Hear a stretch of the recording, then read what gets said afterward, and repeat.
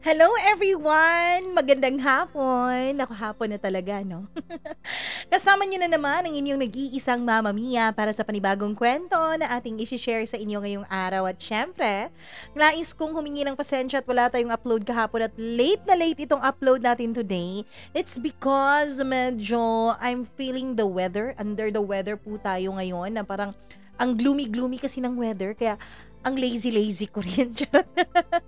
Anyways, maraming salamat dahil kahit nalilazy tayo paminsan-minsan, nandyan pa rin kayo hindi nalilazing abangan at pakinggan ang ating mga kwento dito sa ating channel. Maraming salamat sa ating mga bagong subscribers. Alam nyo ba, 59,000 ta po tayo at malapit na talagang mag 60,000.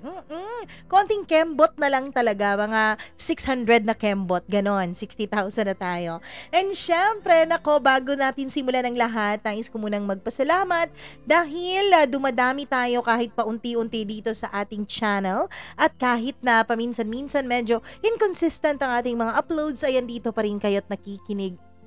Para sa iyo yan lahat. Syempre, lalo na kung hindi ka pa nagsiskip ng ads, 'di ba?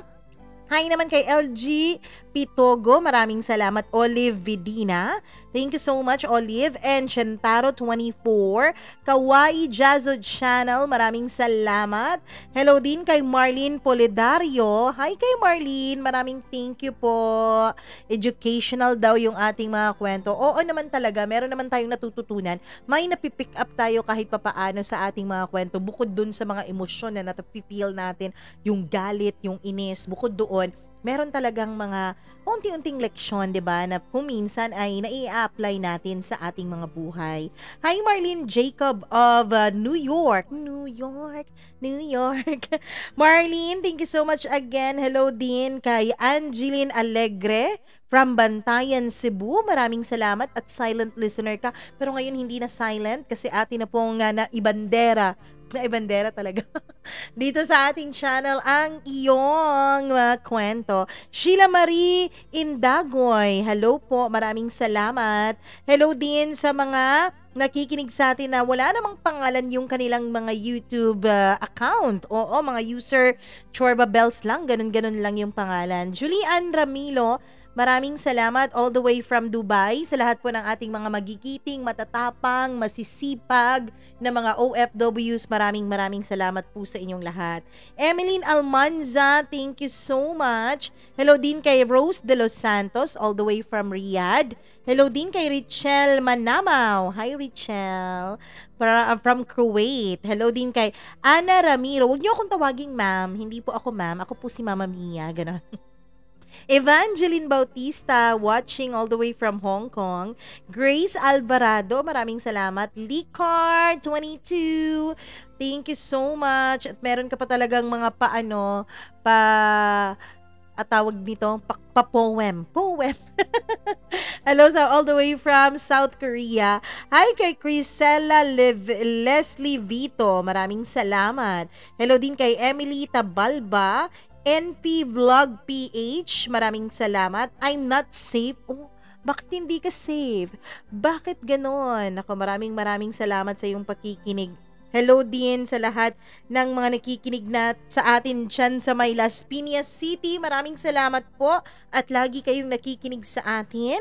Kahit na paminsan-minsan ay hindi natin nabibigyan ng pansin ng inyong mga pa-shoutout, andyan pa rin kayo at nakikinig. At syempre, tamang abang lang nitong ating mga kwento. Huwag na nating patagalin dahil alam kong excited na kayo para sa kwento natin ngayong araw. Naku, medyo, yung kwento natin ngayon? Medyo nakaka-relate.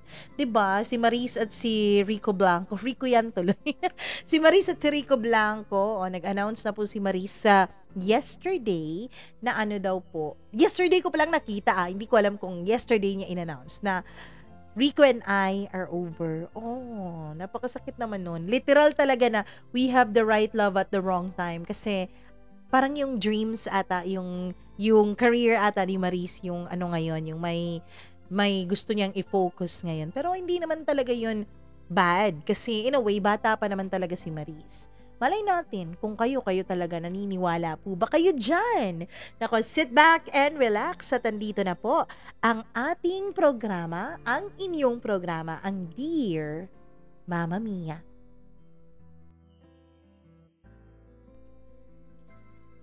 Gaano mo ba masasabi na mahal mo talaga ang isang tao? Ito ba ay sa pamamagitan ng hindi pagbitaw at hindi pagsuko kahit ano pa man ang pagdaanan ninyo? O ito ba ay ang pagpapalaya sa kanya para mahanap niya ang tunay niyang kaligayahan kahit ikaw ay nandyan sa sulok lamang at nasasaktan? Dear Mama Mia, magandang araw po sa inyong lahat at maraming salamat kung kayo man ngayon ay nakikinig nitong aking kwento. Hindi po masyadong maraming plot twist nitong kwento ko, pero masasabi ko na isa ito sa mga hindi ko malilimutan sa tanang buhay ko. Tawagin niyo na lamang ako sa pangalang Prince. Sa Cebu po ako lumaki. Ipinanganak po ako dun sa Cebu, pero pareho pong Manilenyo at Manilenya ang mga magulang ko.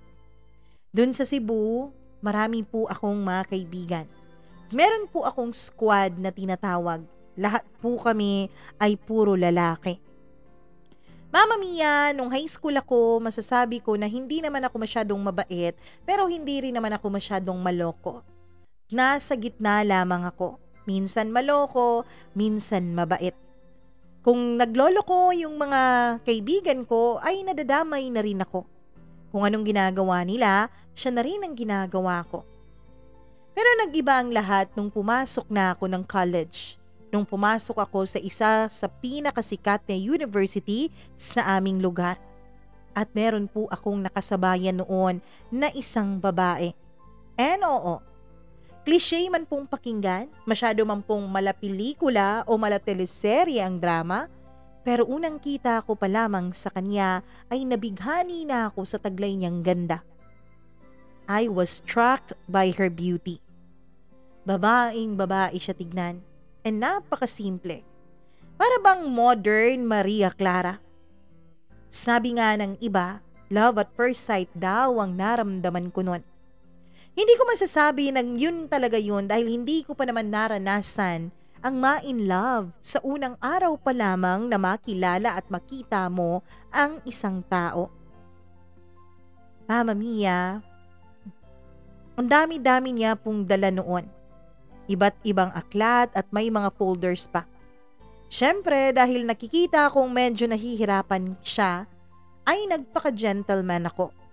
Pinansin ko siya. Pagkatapos ay inalok ko sa kanya ang tulong ko. Malayo pa pala ang kanyang classroom. Tapos nagkakandara pa na siya noon sa pagbitbit ng mga dalahin niya, so hindi na rin siya tumanggi pa sa offer ko na tulungan siya. Binigay niya sa akin yung iba niyang mga aklat. Akin na yan lahat, sabi ko. Naku, abuso naman ako noon, wala na akong bitbit. Ayos lang, kayang-kaya ko naman yan lahat eh. Tsaka isa pa, may bag ka ng bitbit oh. Tapos baka mahulog pa yung cellphone mo, sabi ko. Salamat talaga ha. Bigay niya ng mga natitirang libro na nasa mga kamay niya. At mula doon ay nag-umpisa na kaming maglakad. Ang totoo niyan, nais kong dahan-dahan sana ang gawin naming paglalakad para tumagal pa ang moment na yon. At habang naglalakad kaming dalawa, Mama Mia, ay masyado lang kaming tahimik. Walang imikan. Tapos pagdating namin sa classroom niya, ay nag-thank you siya sa akin at nag-smile na rin. Ako naman ay alam kong abot halos sa mga tenga ko ang ngiti ko noon. That's the first time that I saw her. And that's the first time that I walked with her. Pagkatapos noon, dahil nga panibagong bukas ang klase noon ay nagkaroon ng acquaintance party sa buong university.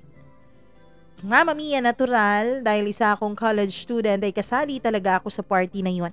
Kasama ko noon ang squad ko. Tapos kasama ko ang isa sa pinaka-close ko sa squad na si Larry. Mama Mia, may binitbit po siyang babae doon sa acquaintance party namin na yon. Pinakilala niya sa amin ang babae na yon. At Mama Mia, gulat na gulat ako dahil siya yun. She's the one. Siya yung babaeng inoferan ko ng tulong ko ilang araw na ang nakakaraan bago ang party na yon. At first, ngumiti siya sa lahat sa amin. And then, Mama Mia, nung makita niya ako, ay parang nasurpresa siya at may pa-extra high pa siya sa akin at ako naman ay nag-respond din sa kanya ng hello. Prince, si Amy nga pala. Amy, si Prince, sabi niya. Pagkatapos noon ay nilahad niya ang kamay niya sa akin at nakipagkamay siya. That was our first skin-to-skin contact. That was our first handshake. After nung pagpapakilala sa amin ay umupo na kami at nagkataon pa talaga Mama Mia na magkatabi kami ng upuan. Nag-uusap kami ng pakonti-konti.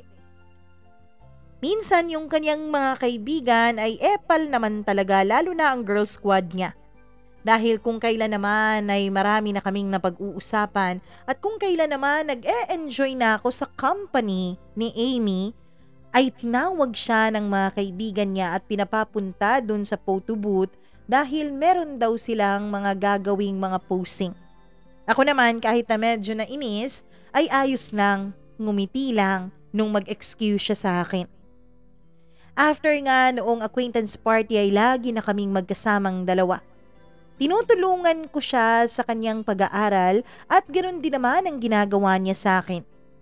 Magaling po si Amy sa English at sa science. Samantalang ako, hindi naman po sa pagmamayabang pero may konting angking galing ako pagdating sa mathematics.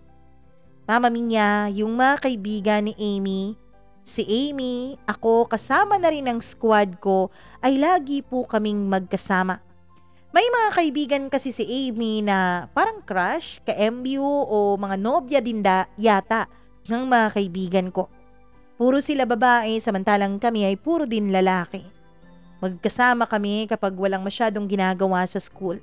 Nagmo-movie trip, food trip, road trip at lahat na lang yata ng klase ng trip ay sinakyan na namin at pinagsamahan na namin. Alam mo na, yung mga teenage trip, yun bang kung ano-ano na lang ang maisipan yung gawin. Hanggang sa naging masyadong close na ang squad ko sa squad ni Amy. Afterwards, Mama Mia, habang tumatagal ang pagiging close naming dalawa at close ng mga squads namin, ay unti-unti ding nahuhulog ang loob ko kay Amy. Unti-unti ding nahuhulog ang aking puso para sa kanya. Nung una ay binabaliwala ko yon. Nung una naisip ko baka nga naman talaga crush lang. Baka nga naman talaga humahanga lang ako sa kanya. Pero habang dinedenay ko sa sarili ko ang nararamdaman ko para kay Amy ay lalo naman itong lumalalim. Habang sinasabi ko sa sarili ko na wala akong nararamdaman sa kanyang espesyal ay mas lalo namang sumisigaw ang puso ko na si Amy na ang nagmamay-ari nito. Pero kahit na ganoon ay hindi ko pa rin magawang mag-confess sa kanya sa nararamdaman ko. Meron kasi akong pagkatorpe, lalo na kung totoo ang feelings ko para sa isang babae. Hindi naman talaga ako mahilig umamin, Mama Mia. Nung high school ako ay nagkaka-girlfriend lamang ako kapag kami ay tinutukso na ng mga kaibigan ko. Mama Mia, hindi po sa pagmamayabang pero nauuna po halos lagi ang mga babaeng umamin sa akin na may gusto sila bago pa ako aamin sa kanila. Weak ba, Mama Mia? Yun nga siguro ang dapat itawag sa akin, weak. Kasi medyo weak talaga ako pagdating sa mga ganong bagay. Isa pa, natatakot din ako. Natatakot din ako dahil hindi ko alam kung pareho ba kami ng nararamdaman para sa isa't isa. Kung meron din ba siyang feelings para sa akin. Natatakot ako, Mama Mia, na baka kapag wala pa siyang nararamdaman sa akin o kapag wala siyang nararamdaman sa akin, ay baka masira pa ang friendship na nasimulan na naming dalawa. Pagkatapos, dahil nga university yung aming pinag-aralan, Mama Mia, ay ang dami-dami po talagang mga activities. Kasama na doon ay nagkaroon kami ng parang college ball o college prom kung tawagin. Halos lahat na ng mga courses ay nandoon. Mama Mia, wala na pong pinagkaiba yon. Parang lahat na magkahalo na. Mula sa nursing, mula sa engineering, sa School of Business and Management, at kung ano-ano pa. Alam mong kapag pumasok ka doon sa napakalaking venue ay malilito ka talaga kung saan doon ang mga kaibigan mo. Malilito ka sa daming mga mukha ng tao na makikita mo. By the way, Mama Mia, 3rd year na po ako noon. Marine po ang kurso ko, samantalang si Amy naman ay Hotel and Restaurant Management ang kanyang kurso. Dahil nga party yun, dahil nga sayawan yun, ay meron ding mga pagkain. Wala naman pong inuman dahil bawal po yun kasi ang totoo ay sa loob lang naman ng school gymnasium ginawa ang ball na yun. Medyo nalungkot pa kami ng squad ko dahil ang totoo, isa po sa mga bonding namin ng squad kong mga lalaki ay ang pag-inom. Hindi naman po naglalasing, hindi naman po ganong klaseng pag-inom, pero yun bang nag-e-enjoy lamang sa buhay. Pero nung mga panahon na yun ay bawal po yun. Kaya naman, kain lang po at inom ng mga soda at sayaw-sayaw kung tutuusin ang ginawa namin doon. Tapos in-announce pa nung DJ na mag-uumpisa na raw ang pa-partner-partner na sayaw, kaya you choose your partner na raw. Meron pa silang binigay na mga free roses sa mga lalaki na nandoon sa table na aming assignments. Pagkatapos, ibigay lang daw namin yon sa babaeng matitipuhan namin na gawing partner sa sayaw. Kung magugustuhan namin o kung aakitin o aalukin namin ng pagsayaw ang babaeng yon. Ako naman, Mama Mia, ay kumuha ako ng 3 stem ng roses. Konting roses na lang ang mga natitira doon. Nasa mga 4 boxes na lang dahil yung iba ay kahit hindi pa nag-uumpisa yung program ay kumuha na dahil may napili na silang partners. Paano ba naman kasi may mga girlfriends na? May mga pinagkakaabalahan na. Hindi katulad ko na walang girlfriend nung mga panahon na yun. Yung iba kong mga squad ay pinilit na rin ako noon na pumili na ng mga roses na ibibigay ko sa gusto kong maging partner. Ang totoo niya, nung umpisa ay ayaw ko naman talaga. Nung umpisa inisip ko na siguro hindi pa ako handa na alukin si Amy kung gusto ba niyang makipagsayaw sa akin. Kaya lang, isang kaibigan ko ang nagsabi, paano daw kapag palagi na lang akong natatakot? Ano daw mangyayari sa buhay ko? Paano kung maunahan ako ng iba? Ang pagkakaalam ko, single pa ngayon yung crush mo eh. Sabi niya. Ano? Anong sinasabi mo dyan? Mama Mia, wala naman talaga akong pinagsabihan tungkol sa pagkakagusto ko kay Amy. Siguro nga nahalata lang nila. Paano ba naman kasi? Sa lahat ng mga kaibigan ni Amy na mga babae na sumasali sa squad namin, ay siya lang lagi ang katabi ko at ang kausap ko. Kunwari ka pa. Si Amy, alam namin gusto mo yun, kaya go na. Baka pormahan pa ng iba. Kahit na medyo natatakot ako noon, ay naisip kong tama naman sila. Anong mararamdaman ko kapag may pumurmang iba kay Amy? Kaya naman kinuha ko na yung roses. Pumunta ako dun sa area kung nasaan ang mga hotel and restaurant management students. Mama Mia, nung makita ko siya, ay para akong nakakita ng anghel na bumaba sa lupa. Okay ba? Sige, eto na lang. Para akong nakakita ng artista. Na starstruck ako, Mama Mia. Nakita ko kasi siya, andoon, naka-lavender gown. Yung lavender gown niya ay halter ang style, Mama Mia, kaya naman kitang-kita ang kaseksihan ng kaniyang braso at likod. And yes, totoo po yung mga nakikita nyo sa mga movies na para bang nawawalan ng salita yung isang lalaki kapag nakikita niya kung gaano kaganda ang babaeng minamahal niya. I was lost for words, Mama Mia. Hindi ko nga kayang i-describe kung gaano siya kaganda. Parang kahit anong gandang mga salita ang sabihin ko ay walang makakapag-describe ng kaniyang kagandahan noong gabing yon. How beautiful she was. Kahit na nanginginig, kahit na kinakabahan, dahan-dahan po akong lumapit sa kanya at ngumiti. Nahihiya pang pagngiti ko noon. "Hi Amy," sabi ko. "Oh, hello Prince. Anong ginagawa mo dito?" Sabi naman niya. Mama Mia, hindi ko maalis ang pagkakatitig ng mga mata ko sa kanya. As in titig na titig lang talaga ako. At dahil doon ay medyo natagalan ang pagsagot ko sa kanya. Kasi parang sinasabi ng utak ko, isinisigaw ng puso ko ang mga salitang wow, napakaganda niya. Hindi ko alam kung nabigkas ko ba ang salitang wow. Pero natawa na lang siya, Mama Mia. Natawa na lang siya nang mahina pagkatapos ay parang iwinagayway niya ang kanyang kamay sa harapan ko. Para bang tinatawag ang atensyon ko. Napaka-cute niya noon. At dahil nga medyo nabigla ako nung iwinagayway na niya ang palad niya sa harap ko, ay bigla kong naibigay sa kanya ang mga roses na dala ko. At Mama Mia, alam mo ba kung anong mas nakakatuwa? Dahil nakita ko talaga ang sobrang surprise sa mga mata niya. Shock na shock siya nung binigyan ko siya ng mga roses. "Really?" tanong niya. "Yes. Pwede ba kitang maisayaw, Amy?" tanong ko. "Oo naman," sagot niya. Inalalayan ko siya at nung hinawakan ko na ang kamay niya ay parang idunuduyan ako sa alapaap. Ang gaan-gaan sa pakiramdam.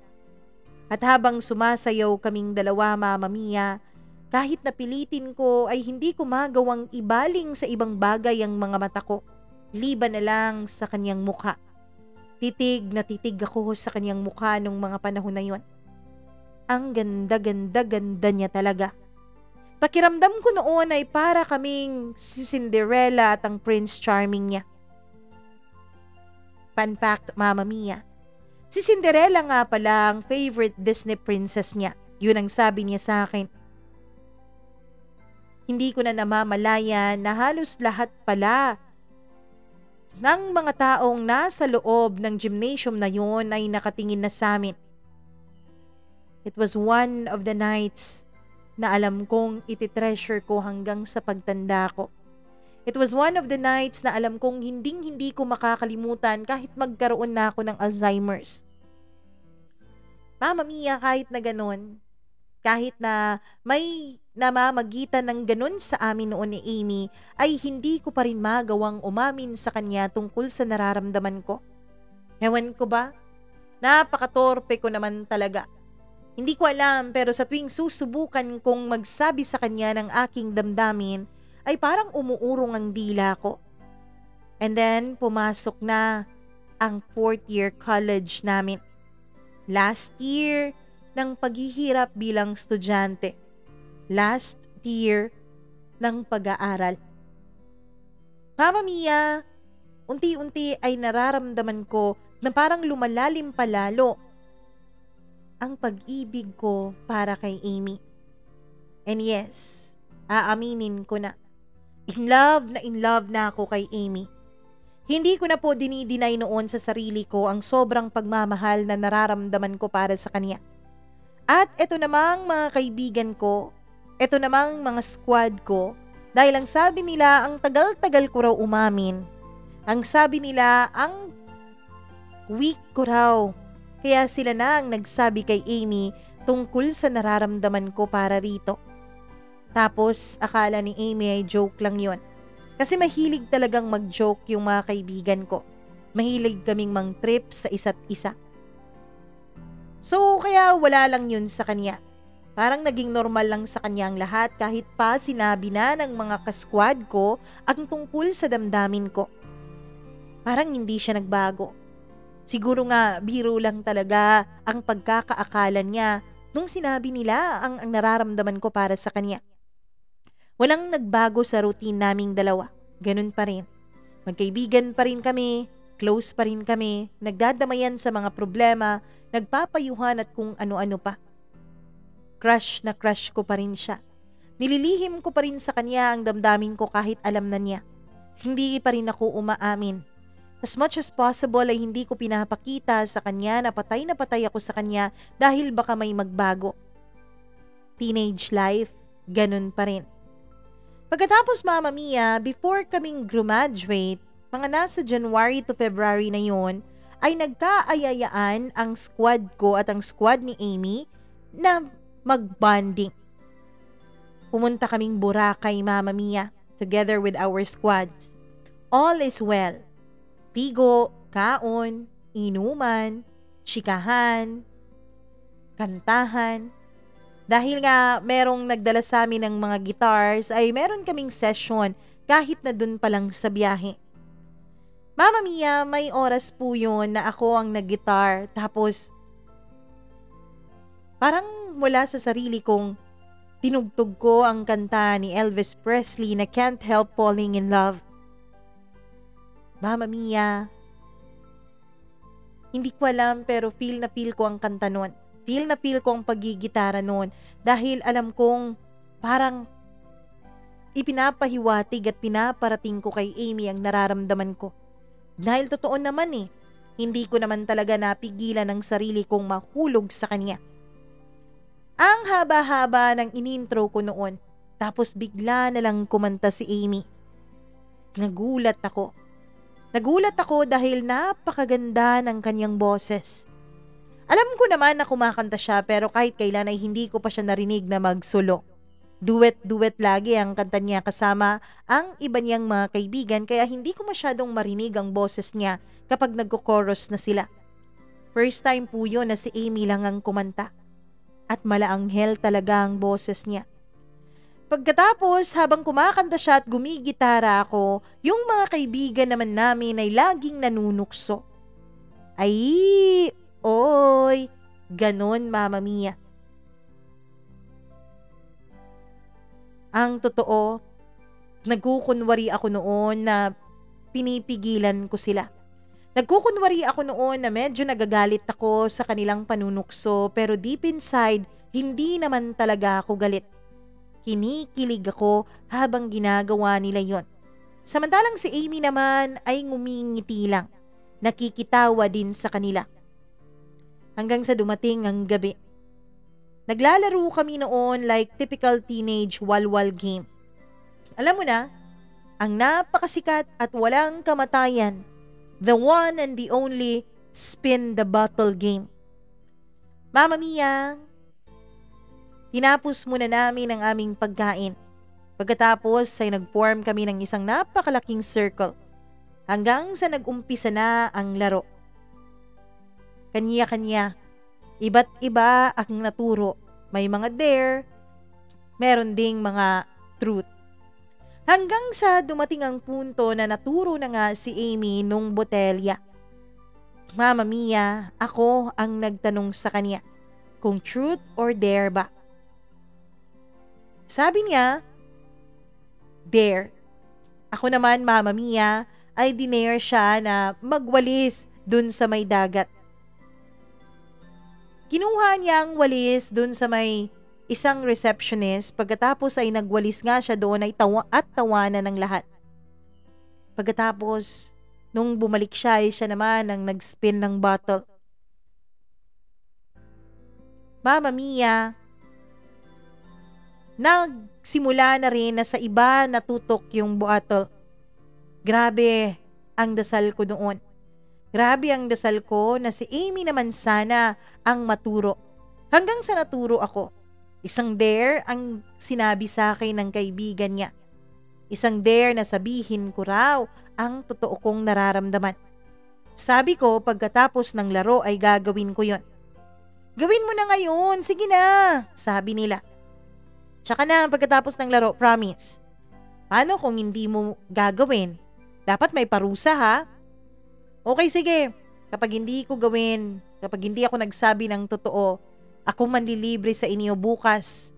Mula umaga hanggang gabi sa pagkain. Talaga ha? Pumayag silang lahat, Mama Mia. Pagkatapos noon, ay nilapitan ako ng isa kong kaibigan. Oo, Dapat sabihin mo na ha, sabi niya. Nagkatuwaan kaming lahat hanggang sa lahat na ay na-dare at na-truth. Hanggang sa si Amy na Mama Mia ang nagpaikot nung bottle. Isang kaibigan niya ang kanyang napuntirya. Itago na lang natin sa pangalang Claire. O Claire, truth or dare? Dare, sabi niya. Sige nga, sabihin mo sa crush mo siya. Sabi naman ni Amy. Okay, sige.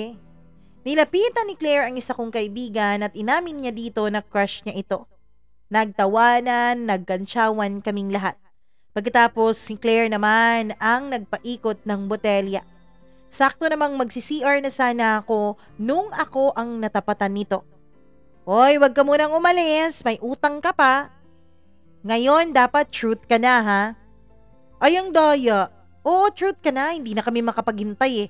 Sa'yo na yung libre mo. Sige na nga. Mama Mia, bago pa magtanong sa akin ng kaibigan ni Amy, ay ako na mismo ang lumapit kay Amy. At ako na mismo ang nagtanong sa kanya. Amy, I know na kahit kailan hindi ko pa naramdaman to sa tanang buhay ko. Kahit kailan hindi ko pa naramdaman ang ganitong pakiramdam sa kahit na sino. Pero itong pakiramdam na ito, naramdaman ko simula nung makilala kita.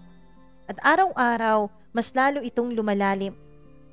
Alam ko na siguro nagugulat ka ngayon. Hindi ko rin naman talaga inaasahan na ngayon ka sasagot. Naiintindihan ko naman at maiintindihan ko kung hindi ka sasagot sa akin. Pero Amy, can you be my girlfriend?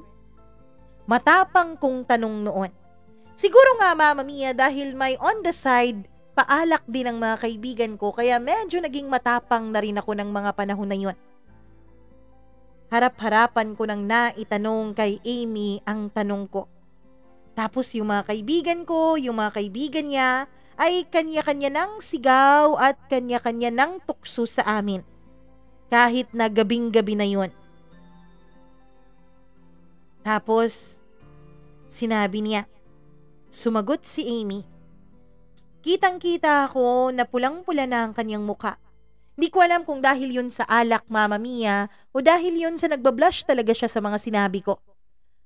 Prince, I know you are a good man. At alam ko, naramdaman mo rin na pareho tayo ng damdamin sa isa't isa. So yes, Prince, from now on, I am your lady. I am your girlfriend. Mama Mia, hindi ko talaga alam pero dali-dali ko siyang kinabig at pagkatapos ay niyakap ko siya ng mahigpit. Ang mga kaibigan naman namin ay wala ng tigil sa pangangansyaw sa aming dalawa. Hindi ko alam pero naisip ko noon. Salamat kung sino man ang nag-imbento ng larong spin the bottle. Dahil sa kanya, napaamin ako. Dahil sa kanya, naging akin ang babaeng pinapangarap ko. Hanggang sa graduate na kami, meron kaming mga plano. Mga plano para sa aming dalawa. Mga plano para sa future namin. All was great in the hands of God. Mama Mia, nung graduate kami, ay pumunta talaga kami ng simbahan. Nagpamisa kami bilang pasasalamat. Thanksgiving kasi nakagraduate na kaming dalawa. Pagkatapos noon ay wala nang naging aberya pa sa aming relasyon. Oo, meron yung mga away-away. Oo, may mga panahon na hindi nagkakaintindihan pero normal lang naman yun sa mga magjowa, hindi ba? Hanggang sa nag-propose na ako sa kanya, Mama Mia. Yun ay pagkatapos ng aming 4th anniversary. Hindi naman ako nabigo dahil sinagot naman ako ni Amy ng oo. Payag siyang magpakasal sa akin. Napaka-ideal nga kung tutuusin ng aming love story. Napaka-ideal kasi ito na, eto na, ang mga pangarap namin ni Amy ay unti-unti nang natutupad. Hanggang sa nagplano na kaming dalawa sa magiging kasal namin. Pagkatapos yung dream house namin, Mama Mia, ay under construction na rin. Alam mo yung smooth sailing na ang lahat. Kasi mula nung graduate kaming dalawa ni Amy ay napag-usapan namin na unahin namin ang aming mga pangarap. Magtayo ng sariling bahay, bumili ng sariling sasakyan, pagkatapos ay magpakasal na. Kahit na hindi naman masyadong smooth kasi may mga away kami along the way, ay maganda naman po ang mga nangyayari sa amin. Mama Mia, inuna namin ang aming mga karir, ang aming mga trabaho dahil yun ang kailangan namin para matupad namin unti-unti ang aming mga pangarap.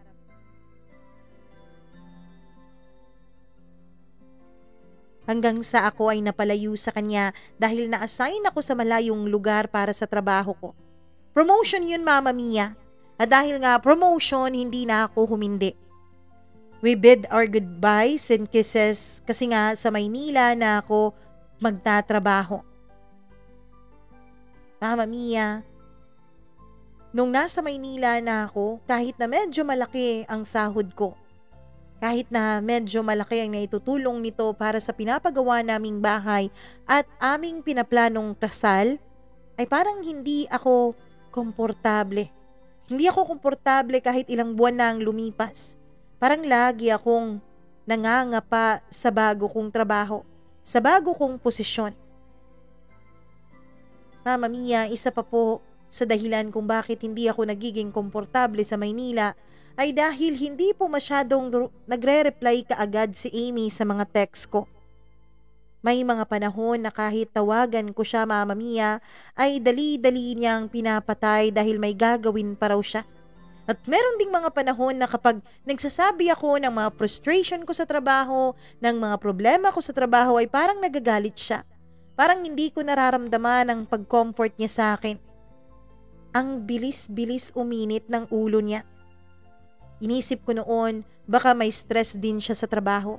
Iniisip ko noon, Mama Mia, baka busy lang din siya o kailangan niya ng alone time para i-process kung ano man ang nararamdaman niya.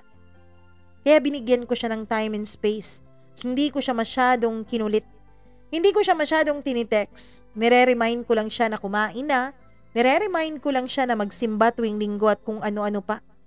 May mga pagkakataon din naman na nagtatawagan kami pero hindi na tulad ng dati na umaabot ng ilang oras. Kasi ang sabi niya, marami pa raw siyang gagawin. Naiintindihan ko naman, Mama Mia, kasi siya rin naman ang in charge sa aming pinapagawang dream house. Kaya alam kong ang dami-dami niya talagang ginagawa. Hindi katulad ko na trabaho ko lang ang pinofocus ko. Pagkatapos, Mama Mia, lumipas ang halos 1 taon. Sa wakas ay nakauwi na rin ako ng Cebu. Mama Mia, excited na excited ako noon dahil makikita ko na ulit ang pamilya ko. Ang mga kaibigan ko, syempre pati na rin ang napakaganda kong fiancé. Tinext ko ang mama ko the day before, Mama Mia, na i-pick up niya yung flowers na pina-arrange ko para sana kay Amy. At siya na ang magdala dun sa restaurant ng kasquad ko kung saan may sorpresa akong inihanda para sa girlfriend ko. Mama Mia, ang sabi ko pa noon ay dediretso na ako kina Amy at susunduin ko na siya. Habang mapunta ako doon, Mama Mia, ay kumakanta pa ako habang nagdadrive. Hanggang sa isang pamilyar na bulto ng katawan ang nakita ko. Ang isa sa mga napakatahimik kong squad. Itago na lang natin siya sa pangalang Greg. Nakatalikod siya at ako naman ay nasa likuran niya. May kasama siyang babae. Natuwa pa ako, Mama Mia, dahil ang sabi ko, sa wakas, nagkaroon na rin ng girlfriend itong kaibigan ko. No girlfriend since birth kasi itong si Greg, Mama Mia. Hanggang sa pumasok na sila sa kotse ni Greg. Ako naman ay pumunta na dun sa restaurant. Pagkatapos Mama Mia ay pumasok pa ako sa CR dahil naiihi na ako. Mama Mia, nung palabas na ako ng CR ay nakita ko rin si Greg. Parang papasok siya sa restaurant. Napaka-small world naman, sabi ko noon. At siguro kasama niyang girlfriend niya. Hanggang sa unti-unti ay nakalapit na si Greg dun sa babae. Nung makita ko ang likuran ng babae ay parang pamilyar sa akin. Pero baliwala lang sa akin yon. Pagkatapos ay binuksan ko na ang door kasi glass door yun Mama Mia at papasok na ako. Nung nakapasok na ako ay nakita kong kinuha ni Greg ang kamay nung babae pagkatapos ay hinalikan. Mama Mia. Oo, tama kayo. Ang babaeng kasama ni Greg ay walang iba kundi ang fiancé ko, si Amy. And you know what's even worse? Nakita ko kung gaano kasaya ang mga mata ni Amy kasama si Greg. Mama Mia, nung makita ako ni Greg dahil nakaharap siya sa direksyon ko ay tumayo siya bigla pagkatapos ay guilty ang kanyang mukha. Lumapit siya sa akin. Mama Mia, para bang sinasabi niya sa akin noon kahit hindi ko maintindihan na wag akong mag-iskandalo doon. Parang kinokontrol niya na hindi ako gumawa ng isang skandalo. Lumakas ang boses ko noon. Napakalakas nung sinabi kong lumayas ka, Greg. Lumabas si Greg sa restaurant, Mama Mia. Halo-halo ang nararamdaman ko noon. Sakit, lungkot, galit. As in, hindi ko na talaga alam kung anong mas nangingibabaw. Ang sakit ba? Ang lungkot ba? O ang galit ba? Papalapit na sana sa akin si Amy noon. Pero ako na ang umalis, Mama Mia. Pagkatapos narinig ko pang humagulgol si Amy. At, Mama Mia, hinabol pa niya ako. Nagtaxi siya noon at nakikita ko pa ang taxi sa likuran ko. Mama Mia, hindi ko alam kung ano talagang nangyari. Hindi ko alam kung bakit nagkaganon. Hanggang sa tinawagan ako ng isa kong kaskwad. San daw ako, pupuntahan nila ako. Hindi daw nila alam ang nangyari, Mama Mia. Nakipagkita ako sa kanila at nakipag-inuman. Tapos ang sabi noon ni Larry, kaya daw pala napaka-KJ na ni Greg kung kanila itong inaaya na sumama sa kanila at makipag-inuman o gumala. Ang sabi nito ay laging busy. Gusto nilang gumala kasama ang buong squad pero wala lagi si Greg. Naiintindihan naman nila na wala ako dahil nasa Maynila ako. Pero si Greg, lagi daw itong busy. Ang akala daw nila dahil lang nagkaroon ito ng girlfriend. Lagi pa nilang sinasabi na sana ipakilala sa kanila ang girlfriend nito pero ang sabi nito ay tsaka na.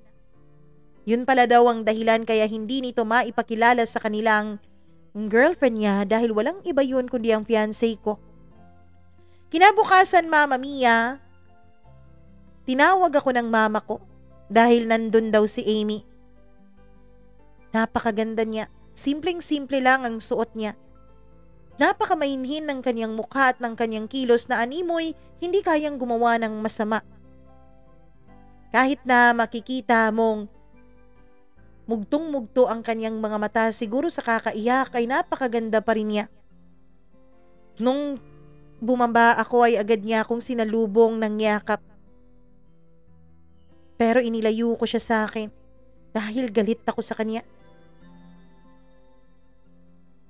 Oh, bakit ka nandito? Sasauli mo na ba yung singsing? Asa na? Akin na. Sabi ko. Hindi siya makasagot nun, Mama Mia. Ako ay hindi ko na napigilan ng sarili ko kahit na sinabi ko pa bago ako bumaba ng hagdan na hindi ako iiyak. Pero naiyak pa rin ako that time. Umiiyak kaming dalawa. Lagi siyang nagsusorry sa akin. Nag-I love you pagkatapos ay lumuluhod siya sa harapan ko. Mama Mia, kahit pala galit na galit ka sa isang tao, Kapag sobrang mahal mo pala siya, ay hindi mo pa rin pala mapigilan ang sarili mo na i-comfort siya kapag nakikita mong ganun siya nahihirapan. Niyakap ko si Amy. Pinatawad ko siya, Mama Mia. Sabi ko sa kanya, sana hindi mo sayangin tong second chance na ibibigay ko sa'yo.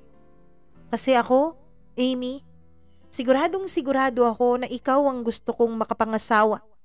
Ikaw ang gusto kong maging ina ng mga anak ko. Kaya sige, magsisimula ulit tayo.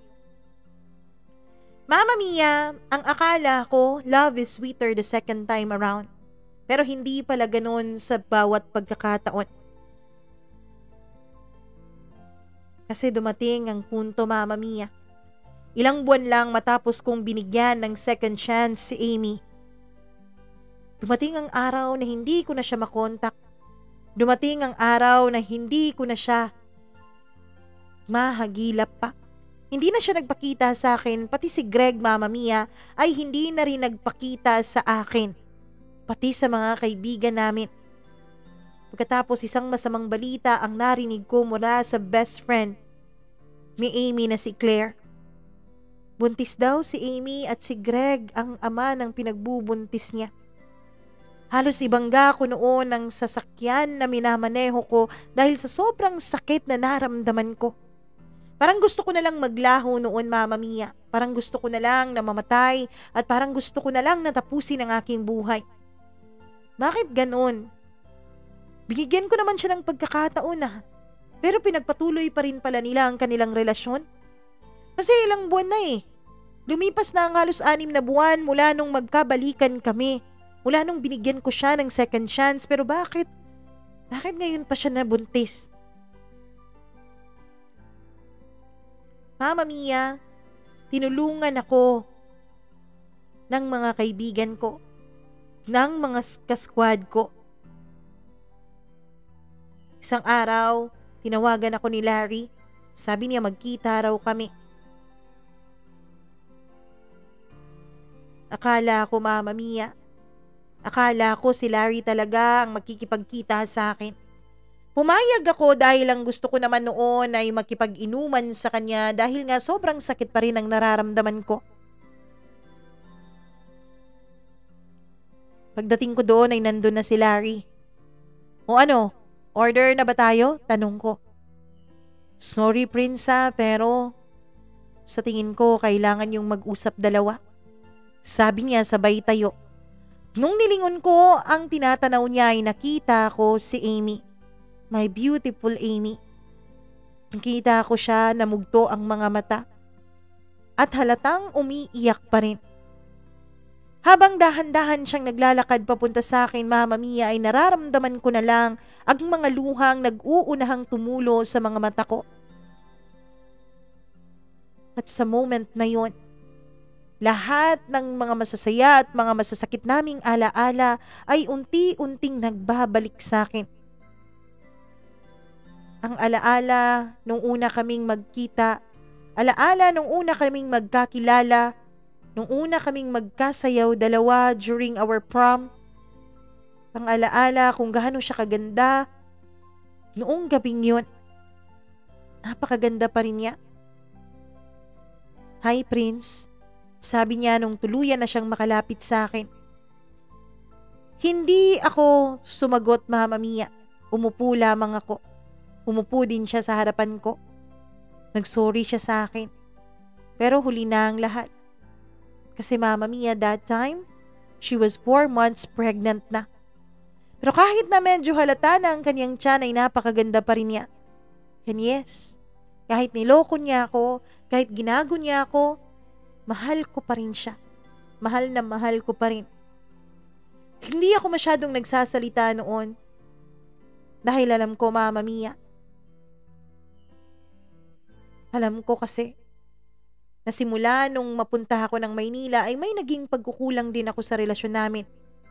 Pero kahit na may pagkukulang ako, mali pa rin yung ginawa niya at alam niya yon. Sabi niya nagsisisi daw siya sa mga ginawa niya. Pasensya ka na. Sorry talaga, Prince. Pero nung mga panahon na stress ako sa trabaho, Nung mga panahon na may pinagdadaanan ako sa pamilya ko, si Greg ang laging nandyan at handang makinig sa akin. Siya ang lagi kong kakampi. Alam ko kasi na nasistress ka noon sa trabaho mo sa Maynila. Lagi kang nagrereklamo sa akin, di ba? Lagi kang nagrereklamo kung gaano kahirap doon, kung gaano ka-stress doon, lalo na makipagsabayan sa mga bully mong kaopisina. Kaya hindi ko na sinasabi sa'yo yung mga pinagdadaanan ko dito. Kasi ayokong makadagdag sa'yo eh. Ayokong makadagdag sa mga iisipin mo. Ayokong makadagdag sa mga hirap na dinaranas mo. Kaya sinusolo ko na lang ang problema ko. Pero may mga pagkakataon talaga na hindi ko kinakaya. At si Greg ang laging nandyan para sa akin. Siya ang pumuno ng mga pagkukulang mo. Siya ang naging boyfriend ko nung mga panahon na hindi mo magawang magpaka-boyfriend sa akin. Alam mo naman kasi yun, Prince, 'di ba? I just want your presence. Sabi ko naman sa'yo, ayos lang kahit maikasal na tayo at hindi pa tapos ang bahay natin. Pero nagpumilit ka eh. Nagpumilit ka na tapusin yung bahay natin bago pa tayo magpakasal dalawa. Kaya pumunta ka ng Maynila. Kaya ka lumayo sa akin. Halos 5 taon na tayo noon, Greg. Halos 5 taon na tayo noon. Prince, kaya hindi ko na talaga maisipan na malayo pa ako sa'yo. Nasanay na kasi ako sa presensya mo. Nasanay akong lagi kang nandyan. Lagi kang available sa tuwing kailangan kita. Kaya naman nung umalis ka, nung naging busy ka sa trabaho mo, nung trabaho mo na lang at stress mo na lang ang lagi nating pinag-uusapan, pakiramdam ko ay may mga nawala sa akin. Pakiramdam ko, hindi na ikaw yung nobyo ko. And Greg was always eager para makinig sa akin. Pero alam kong mali pa rin yun. Mali pa rin yun dahil niloko kita. And for that, I'm so sorry, Prince. Sabi niya. Yes, Mama Mia. Ang sakit-sakit talaga ng nararamdaman ko nun. Hindi ko alam kung na-broken-hearted ka na, Mama Mia, o ang mga nakikinig sa inyo ngayon. Hindi ko alam kung naramdaman nyo na ang pakiramdam na maloko, matraidor. Parang hindi kakayanin kahit na ilang ml ng anesthesia ang iturok sa inyo.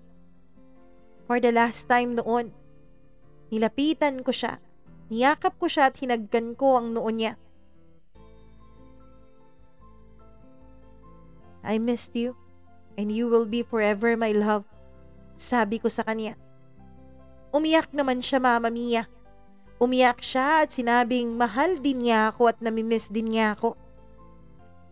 Pagkatapos noon ay hindi na ako nakipagkita pa kay Amy. Pagkatapos noon, ilang buwan kong sinubukan na itayo ang sarili ko.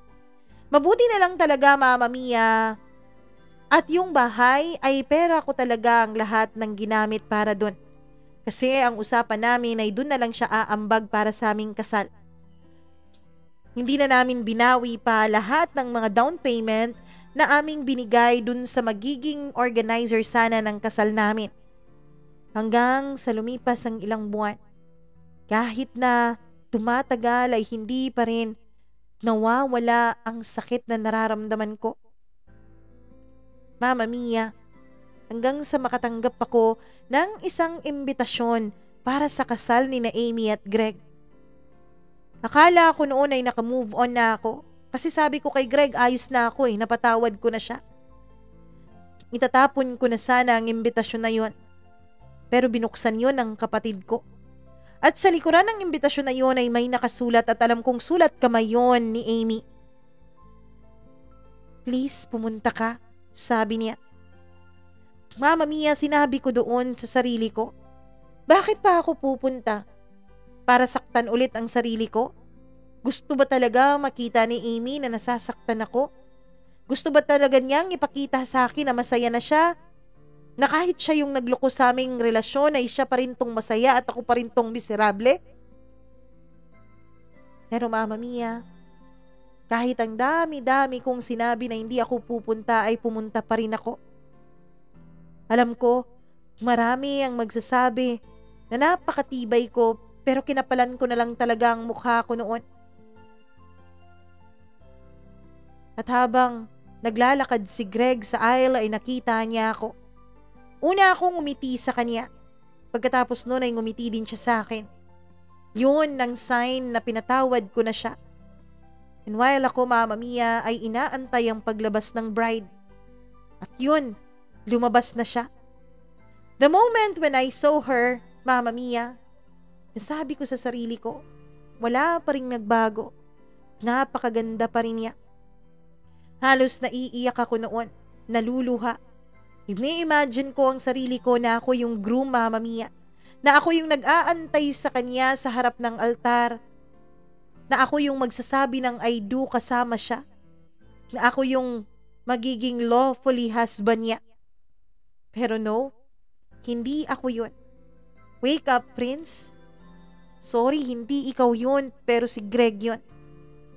Kaya naman, Mama Mia, pinipigilan ko ang sarili ko noon na tuluyan ng maiyak. Hanggang sa makarating na sa harap ng altar, si Amy, Mama Mia. Katapos nun sinabi ng pare, na you may now kiss the bride. Hindi ko na namalayan na tapos na pala ang kasal. Lumabas na ako ng church at pumunta ako ng CR. Pagtanggal ko ng shades ko, Mama Mia, ay nakita ko kung gaano kamaga ang mga mata ko noon. Hindi na ako umattend pa ng reception, Mama Mia. Enough na sa akin ang katotohanang nakita kong ikinasal na sa ibang babaeng mahal ko. Sinabi ng mga kaibigan ko na hinanap daw ako ni Greg at Amy. Hanggang sa dumating ang panahon na nasabi ko sa sarili ko na siguro okay na ako. Siguro maayos na ako. Lumipas ang ilang taon, hindi ko pa rin nahahanap ang babaeng pakakasalan ko. Nawalan na ako ng gana.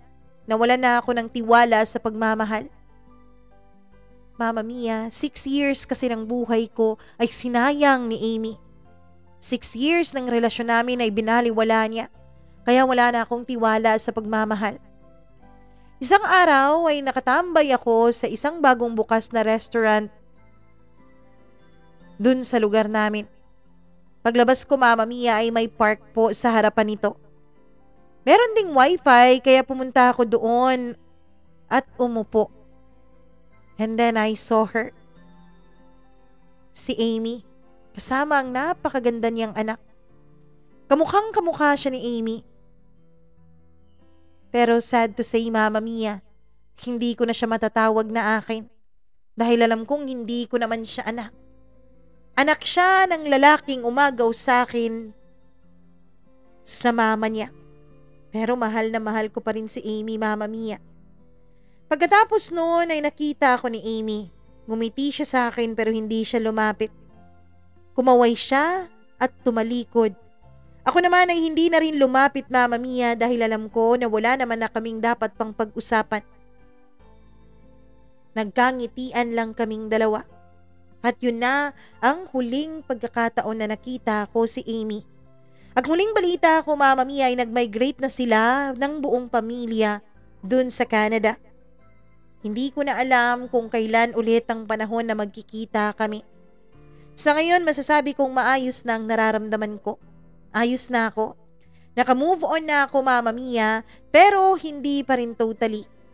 Kasi ang sabi ng mga kaibigan ko, maa-assume lang daw nila na naka-move on na ako ng tuluyan kapag meron ng ibang babaeng minamahalang puso ko. Pero hanggang ngayon, magpo-40 na ako, Mama Mia. Wala pa rin. Wala pa rin akong nahanap na babae na para sa akin. Hindi ko alam kung meron ba talagang para sa akin. Kung meron man, hihintayin ko siya. Kung meron man, alam ko, natatanggalin niya lahat ng takot na nandito sa dibdib ko tungkol sa pagmamahal. Sana lang dumating na siya. Pero kung hindi naman, ayos lang din. Masaya naman ako kahit mag-isa lang. Hanggang dito na lamang, Mama Mia, at lubos na gumagalang, Prince.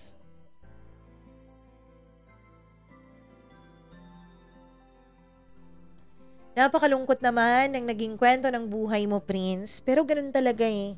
Kung hindi ukol, hindi bubukol. Kung hindi para sa'yo, kahit anong pilit mo, kahit anong ganda na ng mga plano mo, Kahit sa pakiramdam mo, eto na yun. Sa pakiramdam mo, magtatagumpay ka na.